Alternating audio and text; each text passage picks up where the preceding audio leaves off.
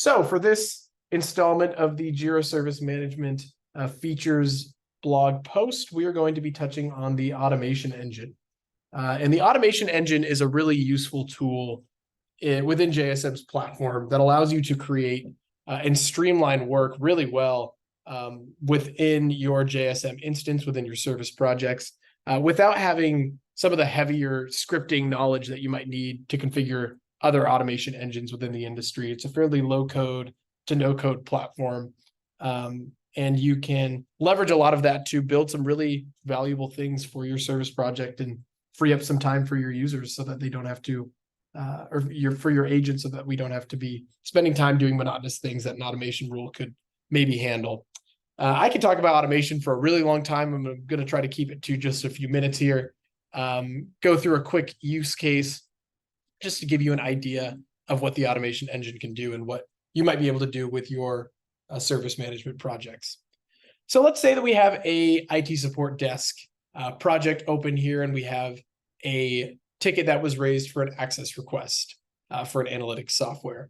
And let's say that it is part of our process to assign each team using the labels field to each ticket, let's say, as we come and see these come in, and then have that, let's say we want to have that labels field, once it's populated with a team, be automatically assigned to that team's manager.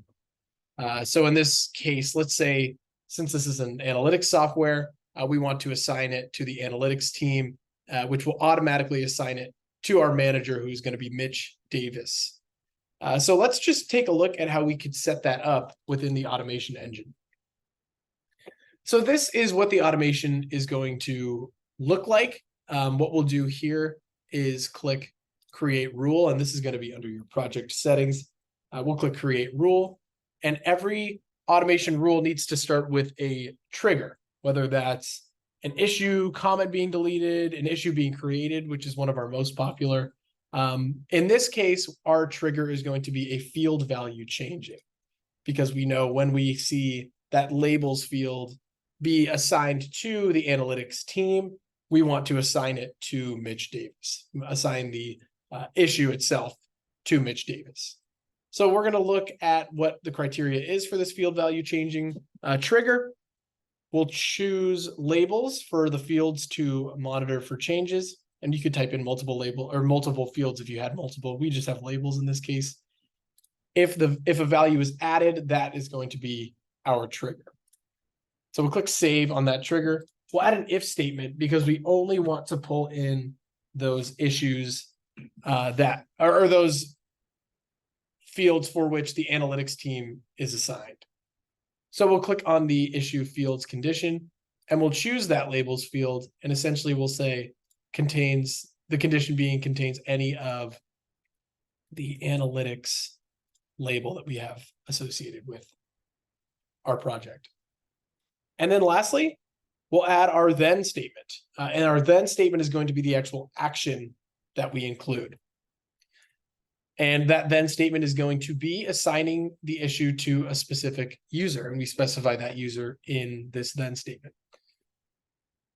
So we have the assigned issue being assigned to a specific user, and we will select that user to be Mitch Davis. We'll click Save. And we'll quickly name our automation rule. Let's call it the analytics team assignee rule. And we'll click Turn It On. This will save our automation rule and turn it on for our IT support desk service project. So now when we go back over here, let's quickly refresh here, make sure everything's fresh.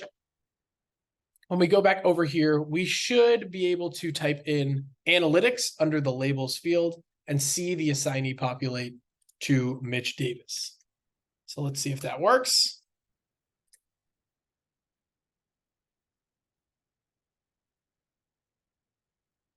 Perfect. We see that the assignee has changed to Mitch Davis once we put in the analytics label. And yeah, that is just a very high level, a quick rule example that you can do with the automation engine. And I hope that that gives you a good idea of the different types of things that you can set up within automation rules in Jira Service Management. I really recommend opening up your instance, playing around with different automation rules, and seeing the different types of things you can do with it, and seeing how powerful they can really be for your business. And I hope that was helpful.